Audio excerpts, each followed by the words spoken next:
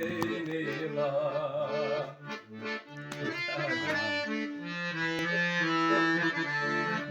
Bavar kırklıların adıdır Leyla.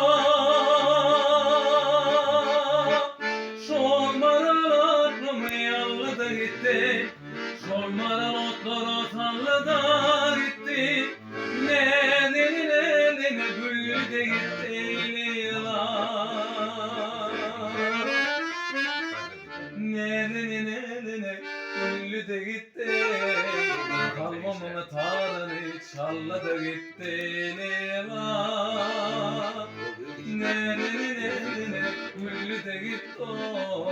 Kalbamın tarını çalla da gitti Leyla. Büyü de gitti Leyla.